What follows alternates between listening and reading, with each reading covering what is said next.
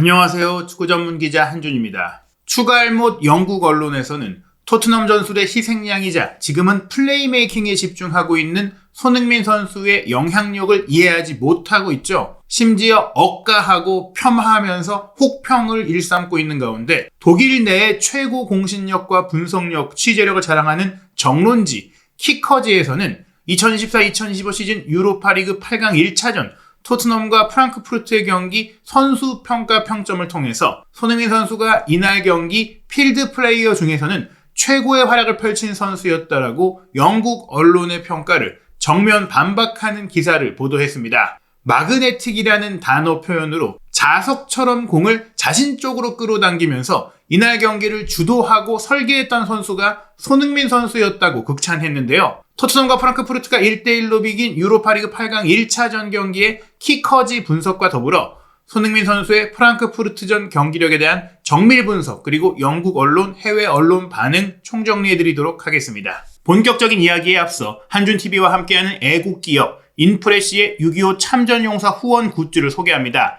어느 때보다 빨리 찾아올 거라고 알려진 또 어느 때보다 무더울 것이다 라고 알려진 올 여름을 쾌적하게 보낼 수 있는 티셔츠인데요. 티셔츠 판매 수익금 중 일부를 생활고에 시달리고 있는 6.25 참전용사님들께 후원하고 있습니다. 6.25 참전용사들의 노고를 기리는 문구와 예쁜 태극기 문양은 물론 세련된 디자인과 좋은 원단을 사용한 인프레시의 반팔 티셔츠 추천드립니다. 3월 말일까지 인프레시 후원 굿즈 티셔츠를 구입하는 분들은 추첨을 통해 2분을 선정해 인프레시가 손흥민 선수가 소속된 토트넘 허스퍼의 영국 현지 경기 정말 구하기 어려운 직관 티켓을 증정하는 이벤트를 진행 중입니다. 인프레시의 6.25 참전용사 후원에 대한 특별한 이야기와 자세한 응모 방법이 이번 영상의 마지막 부분에 소개되니까 끝까지 시청해 주시기 바랍니다. 유튜브 영상의 고정 댓글을 통해서도 구매 링크, 참여 방법 확인하실 수 있습니다. 먼저 영국 스카이 스포츠 방송사의 평점인데요. 플레이어 오브 더 매치로는 제임스 메디슨을 선정을 했고 동점골을 넣은 페드로 포로 그리고 이날 골대를 강타하는 것을 비롯해서 분명 좋은 활약을 펼쳤던 루카스 베리발에게 평점 8점으로 최고 평점을 줬어요. 프랑크푸르트에서는 토트넘의 좋은 슈팅들을 여러 차례 막아낸 산투스 골키퍼와 선제골을 기록한 에키티케에게 역시나 공동 최고 평점인 8점을 부여했는데요. 이날 경기 양팀 통틀어 최저 평점은 6점이었는데 손흥민 선수에게도 그 최저 평점인 6점을 부여하면서 부진했다라는 평가를 내렸습니다. 그 외에 다른 영국 언론들의 평가는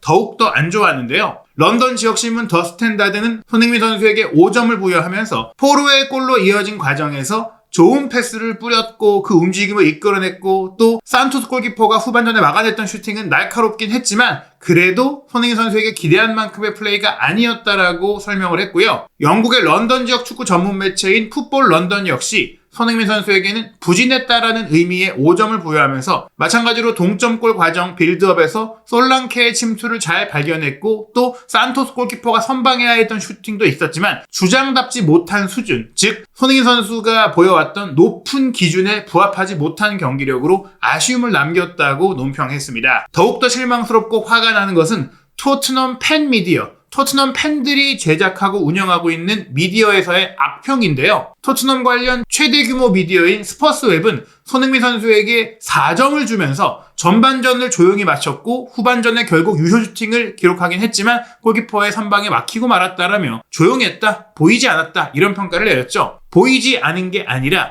축구를 잘 모르는 너희들이 보지 못한 것이다라고 저는 화가 나서 말을 하고 싶습니다. 그리고 손흥민 선수를 억가하는 것으로 지금 조회수 8위를 어마어마하게 하고 있는 신생 매체죠. 토트넘 호스퍼 뉴스는 손흥민 선수에게 평점 3점을 부여했고 논평은 없었는데 별도의 기사를 통해서 아예 손흥민 선수를 저격하고 손흥민 선수를 매각해야 한다라고 주장하는 내용의 오피니언까지 소개를 했어요. 가능한 빨리 손흥민 선수를 팔아야 한다는 것이 드러났던 경기력이었다라고 말한 것인데요. 그렇다면 독일 키커즈에서는 토트넘 선수들의 경기력을 어떻게 평가했을까요? 키커 플러스 유료 결제를 통해서만 확인할 수 있는 경기 세부 평가 내용, 저희가 직접 결제해서 이 내용 전문을 확인해봤습니다. 많은 분들이 아시겠지만 한 번 더 이야기해드리면 독일 언론에서는 등급 제도로 평점을 매기고 있어요. 1등급에 해당하는 1점이 최고 평점, 2등급이 잘했다, 3등급인 평점 3점이 보통이었다, 4점부터 못했다라는 의미고요. 5점 아주 못했다, 6점은 좀처럼 잘 주지 않는데 최악이었다라는 평가입니다. 비카리오에게 준 3점은 결국 비카리오가 준수했다라는 것이고, 에키티케에게 내줬던 선제골 상황은 워낙 구석으로 날카롭게 꽂혔고 수비수들이 제어하지 못한 상황이다 보니까 비카리오는 어쩔 수 없었다.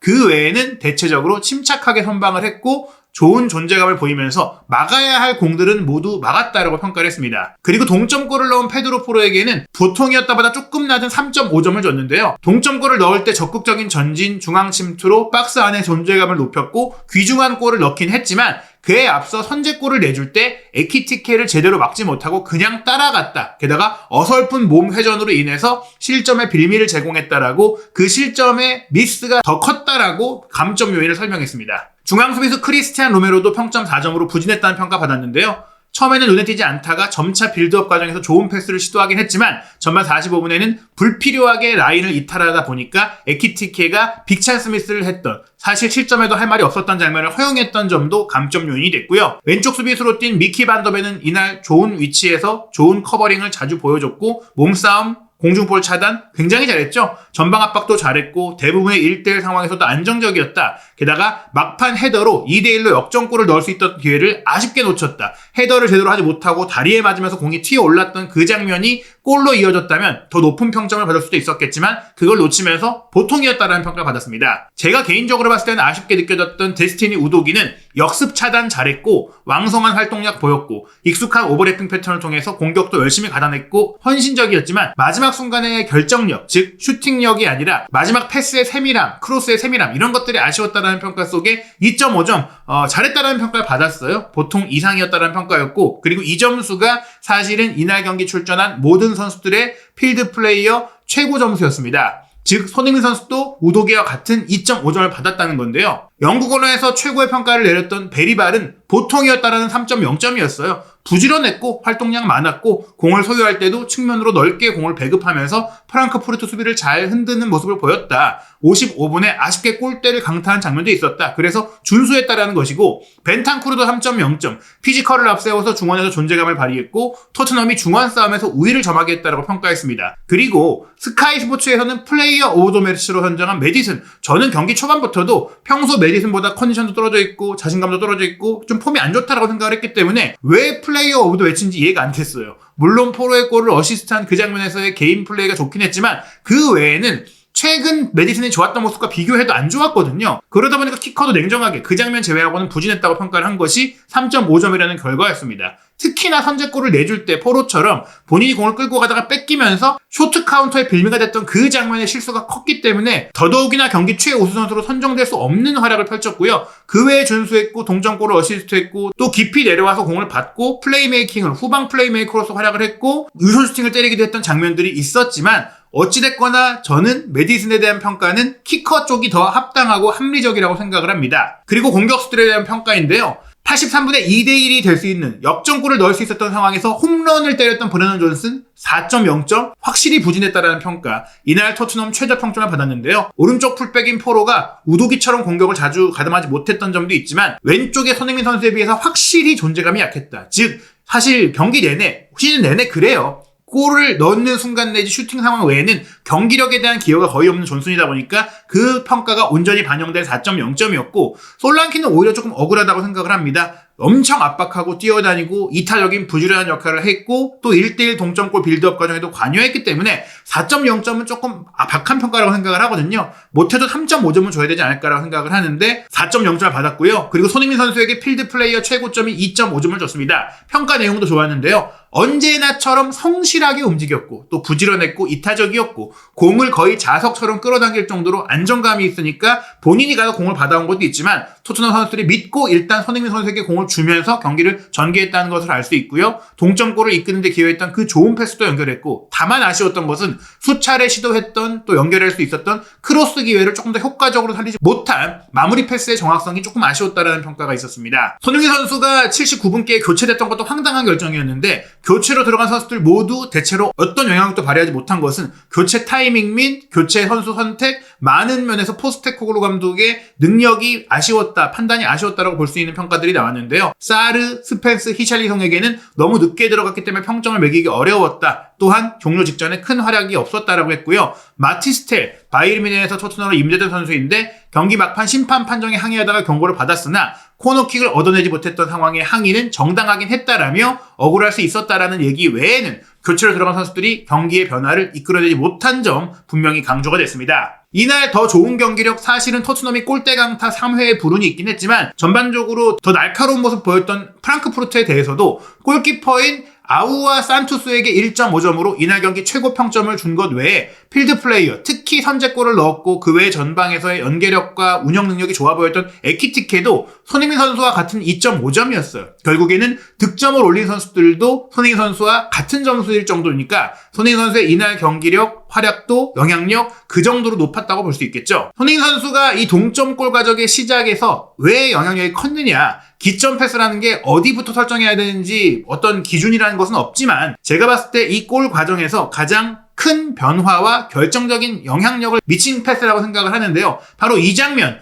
이날 손흥민 선수가 사이드에 계속 벌려 있었고 또 파이널 서드 지역보다는 그 바깥에서 공급하는 플레이메이커로서의 활약을 많이 했는데 지금 보시면 솔랑키가 왼쪽 사이드로 커트아웃하고 오른쪽에 있던 포로가 솔랑키가 비운 중앙 공격수 자리로 이동을 하는 이 패턴 움직임이 팀 차원에서 준비한 것이긴 하지만 이 팀 차원의 움직임들이 여러 번 있었음에도 손흥민 선수도 이런 3자의 움직임을 가져갔음에도 제대로 된 타이밍에 정확한 패스가 빠르게 오지 못해서 결과로 이어지지 못했는데 유일하게 손흥민 선수 정도만이 이런 움직임에 맞춘 빠르고 정확한 롱패스, 다이렉트한 패스를 연결해 줬다라는 게 중요했다라고 생각을 해요. 솔랑키의 움직임에 맞춰서 오프사이드 트랩에 걸리지 않게 정확한 로빙 스루 패스를 뒤로 보내줬고 그 패스가 어떻게 보면은 이 동점골을 이끄는데 결정적이었다고 키커도 얘기를 한 건데요.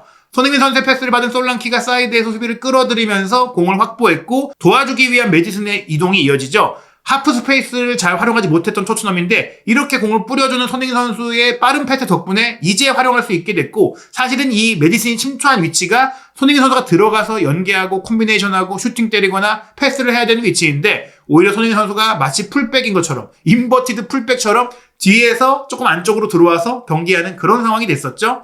여기서 메디슨이 솔랑키의 패스를 받고 나서 수비 2명 앞에서 좋은 기술로 돌파에 성공을 하고 여기서 시도한 컷백을 블라인드 사이드에서 들어온 포로를 프랑크푸르트 수비수들이 모두 놓쳤고 또 여기서 발 뒤꿈치로 돌려서 슈팅을 때리다 보니까 수비수는 물론 산투스 골키퍼까지 속이면서 멋진 골이 나왔습니다. 이 골 과정에서 솔랑키의 패스, 메디슨의 돌파, 포로의 마무리도 다 좋았지만 손흥민 선수의 기점 패스가 없었다면 나올 수 없는 장면이라는 거 키커지는 명확하게 이해했고 사실 이 패스가 좋았던 것은 영국 언론들도 이해하긴 했어요. 하지만 그 외에 손흥민 선수가 부진했다, 기준에 미치지 못했다, 조용했다 이런 얘기들을 하는 사람들이 추가할못이라고 보는 것은 손흥민 선수의 위치와 역할 자체가 그 이상 다른 것들을 하기 어려웠다는 것들을 모른다는 겁니다. 이날 토트넘이 파이널 서드 지역에서 좋은 패스를 해줄 수 있는 선수가 거의 없었고 크리스티안 로메로가 굉장히 많은 전진 패스를 시도한 것, 중앙 지역 시도 패스를 한 것 외에는 대부분의 공이 백패스나 사이드를 겉돌고 의미 없이 차단되는 상황들이 많았고 오른쪽에 LWF 7번 손흥민 선수의 패스맵을 보시면 왼쪽 사이드에서 골문 앞으로 골문 위험 지역으로 성공된 패스를 굉장히 날카롭게 많이 넣어준 게 손흥민 선수였어요. 물론 오른쪽의 포로도 이런 패스를 종종 시도하긴 했지만 꽤 먼 거리에서 이어졌고 닿지 못한 상황들이 많았거든요. 즉 사이드에서 패스 셔틀에 가깝게 뛰었던 손흥민 선수가 이런 패스를 받아야 할 위치에 가야 되는데 그러지 못하는데 대체 어떻게 슈팅하고 또 어시스트를 만들 수 있겠느냐라고 항변해야 되는 것이죠. 실제로 이날 평균 위치와 평균 포메이션을 보시면 LWF 7번 손흥민 선수는 사이드라인에 붙어 있었고 왼쪽 풀백 LB 13번 우도기가 오히려 조금 더 안쪽으로 중앙지역 쪽으로 올라갔고 심지어 공격 상황에서는 이렇게 손흥민 선수가 사이드에서 보통 윙백이나 풀백들이 사이드를 전담하면서 폭을 만들어주고 하프 스페이스 내지 배후 공간 침투를 위한 미끼 역할을 하는 전술적인 부품 역할을 하는 그런 상황이 보통은 풀백들이 하는데 이 경기는 손흥민 선수가 하다 보니까 손흥민 선수가 실제로는 보통의 축구에서는 풀백이나 윙백 역할을 했다. 이날은 존슨도 그렇게 역할을 하면서 우도기와 포로가 안으로 들어가고, 근데 이 선수들이 솔랑키의 주변까지 더 많이 들어가면 수비 리스크가 커지니까 또 그러지도 못했어요. 그래서 19번 솔랑키의 근거리에 아무도 없고 솔랑키가 고립되고 상대가 내려섰을 때 문전 중앙 지역을 위협하고 흔드는 플레이가 많이 못 나왔던 것이고, 그것이 손흥민 선수를 이렇게 쓰면 안 된다고 주장하는 가장 큰 이유이자 하프 스페이스가 실종됐다는 것. 동점골 상황은 하프 스페이스를 잘 공략했지만 그런 상황이 빈번하게 나오지 못한 이유가 바로 손흥민 선수를 이렇게 말도 안 되게 쓰기 때문이다. 그 이유가 손흥민 선수가 부진해 보이는 이유인 것이고, 이날 경기 개인적인 득점 찬스 패스 기록이 손흥민 선수가 팀 내 3위에 해당할 정도로 굉장히 많은 득점 찬스 패스를 또 만들어줬고 빌드업 패스를 해줬는데, 득점 찬스 리시브, 득점 찬스에서 공을 받아야 되는 위치에 왔을 때는 손흥민 선수가 팀 내 6위에 불과할 정도로, 심지어 미키 반도벤보다도 득점 가능한 위치에서 공을 받지 못하는 경기를 한 손흥민 선수였다는 게 손흥민 선수가 부진하다는 평가를 받은 실제 이유라는 겁니다. 그럼에도 불구하고 손흥민 선수는 이날 키패스 2개로 양팀 합쳐서 키패스 공동 1위를 기록하기도 했고요. 또 이날 사이드 플레이가 동점골의 기점 패스뿐만 아니라 전반 초반에도 메디슨이 빼준 공을 또 왼쪽 후방에서 감아 들어오는 사이드 플레이메이커 역할, 배우로 침투하는 솔랑키를 보고 적재적소의 패스를 빠르게 딱 연결해줬는데, 이 크로스 패스를 솔랑키가 헤더로 연결한 게 빗맞으면서 골키퍼의 정면으로 갔거든요. 이렇게 좋은 크로스, 속도감 있는 패스, 다이렉트한 공격 전개를 오직 손흥민 선수밖에 못해줬고, 이런 패스를 해줄 수 있는 다른 선수가 있고 손흥민 선수가 문전으로 침투하는 상황이 더 자주 나왔다면 손흥민 선수가 더 좋은 슈팅 장면을 많이 만들 수 있었을 텐데, 그런 건 모르고 왜 손흥민 선수가 예전만큼 잘 공격을 못하냐, 이렇게 비판하는 것은 정말 축구를 알지 못하고, 이런 사람들은 비평과 논평을 할 자격 자체를 줘서 안 된다고 생각하는 겁니다. 58분 손흥민 선수는 우도기가 또 문전으로 침투할 때 로빙스루 패스도 기가 막히게 연결했죠. 이것도 득점의 기점 패스가 될 수가 있었는데, 우도기의 컷백을 솔랑키가 침투할 때 호후가 먼저 차단하면서 공격 기회가 무산됐던 장면이 있었죠. 이것도 손흥민 선수의 시야, 오프사이드 트랙을 무너뜨리는 빠른 타이밍의 패스, 정확한 패스, 너무나 대단했던 플레이메이커로서의 역할이었어요. 지금 손흥민 선수는 플레이메이커에 가까운데요. 이 장면은 56분 그래도 손흥민 선수가 이날 기록한 슈팅, 2개의 슈팅 중에 유효슈팅됐던 아쉬웠던 장면인데, 포로가 사이드에서 올린 크로스 패스, 솔랑키가 중앙에서 받아서 수비를 몰아놓고 왼쪽 사이드의 바깥에 있던 손흥민 선수에게 밀어줬고, 이때는 토트넘 선수들이 다 문전으로 진입하다 보니까 왼쪽 가장 바깥에 있던 손흥민 선수였음에도 손흥민 존에도 슈팅이 가능했는데 슈팅이 조금 가운데로 쏠리면서 골키퍼의 선박에 막혔죠. 이런 기회를 한 두어 번 더 했다면 0점 조준이 맞아가면서 골이 터졌을 것이고 슈팅 감각, 골 감각이 올라왔을 텐데, 이런 기회가 경기마다 너무 적으니까 사실은 한 번의 기회를 다 골로 연결하는 게 쉽지 않고, 지금 자신감도 체력도 집중력도 떨어질 수밖에 없는 상태에서 경기를 하다 보니까 손흥민 선수에게는 아쉬운 상황인 겁니다. 2024-2025 시즌 유로파리그 8강 1차전 결과 아직 어떤 팀도 4강을 확정하기 어려운 상황이죠. 레인저스와 아틀레틱 클럽 빌바오 0대0 무승부, 리옹과 맨유도 2대2 무승부였고, 노르웨이의 보데글림트가 우승 후보로 꼽히는 라치오의 2대0 깜짝 승리를 거뒀습니다. 남은 3경기는 1차전이 무승부이기 때문에 열린 2차전으로 펼쳐지게 되는데요. 토트넘은 오는 주말 4월 13일 일요일 밤 10시 황희찬 선수와 손흥민 선수의 코리안 더비가 예상되는 울버햄튼과의 프리미어리그 원정 경기를 치릅니다. 하지만 정말 중요한 것은 유로파리그 우승이죠. 4월 18일 금요일 새벽 4시 프랑크푸르트와 8강 2차전 원정 경기. 포스테코글루 감독은 골대의 불운으로 인해 축구의 신들이 우리를 외면하는 것 같다라고 농담을 했는데요. 과연 축구의 신이 이번에는 손흥민 선수를 위해 웃어줄 수 있는 행운이 따를 수 있을지, 한준TV 구독, 좋아요, 알림 설정을 통해 손흥민 선수의 유로파리그 우승 도전, 포스테코글루 감독의 무능 속에서도 기적이 일어날 수 있을지 함께 확인하시고요. 이어지는 한준TV와 애국기업 인프레시의 6.25 참전용사 후원 굿즈, 후원 이벤트 영상도 끝까지 시청해주시기 바랍니다.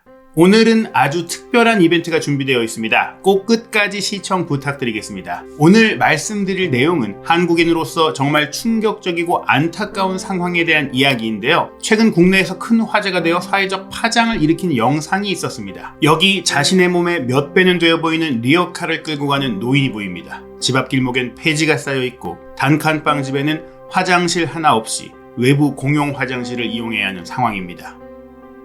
그런데 이 참담한 환경에서 살고 계신 분이 6.25 전쟁 참전용사라는 사실이 밝혀진 것인데요. 정전 이후 마땅한 일자리를 찾을 수 없던 참전용사는 노후 준비가 되지 않아 지금까지 생계를 위해 폐지를 지으며 살아가고 있었습니다. 그럼에도 불구하고 전쟁에 참전한 것을 후회하지 않는 듯 집안 한가운데에는 표창장을 걸어둔 것이 보여 더 마음이 아팠습니다. 이 참담한 현실은 얼마 전 인프레시라는 기업이 참전용사의 상황을 다큐멘터리로 제작해 널리 알리면서 세상에 알려지기 시작했습니다. 실제 참전용사를 찾아가 함께 식사를 하고 폐지도 함께 주우면서 참전용사들의 일상을 체험한 이들은 그에게 가장 필요한 후원금을 전달하고 지속적인 도움을 약속했습니다. 인프레쉬, 이 기업이 진짜 대단한 일을 많이 합니다. 90대 고령의 참전용사들이 생활고로 고통받고 있는 상황에서 직접 찾아가 주거 개선, 물품 지원, 식비 지원을 진행하고 있습니다. 국내뿐 아니라 해외 참전용사까지도 찾아가서 지원하고 있습니다. 2024년 작년 한 해만 해도 여기 보이는 수십 명의 참전용사님들이 도움을 받으셨는데요. 그래서 오늘은 이 훌륭한 기업과 함께 참전용사님들께 도움을 드릴 수 있는 굿즈를 소개하려고 합니다. 바로 이 후원 티셔츠인데요. 이 티셔츠는 Things to Remember, 기억이라는 주제로 참전용사님들의 희생, 헌신을 잊지 말자는 취지로 제작이 되었고요. 화이트, 블랙 두 가지 컬러의 옆면 태극기 라벨이 포인트로 들어간 심플하고 일상에서 착용하기 좋은 티셔츠입니다. 무엇보다 수익금 일부가 참전용사님들께 후원되고 기업명이 아닌 구매자 성함으로 지원하고 있으니까요. 여러분들이 동참해주시면 정말 많은 영웅들에게 큰 힘이 되지 않을까 싶습니다. 또 구매한 분들에 한해서 두 분에게 토트넘 직관 티켓을 증정하는 이벤트도 진행 중인데요. 고정 댓글에 티셔츠 구매 링크를 적어두겠습니다. 자세한 내용은 링크를 통해 확인해주세요.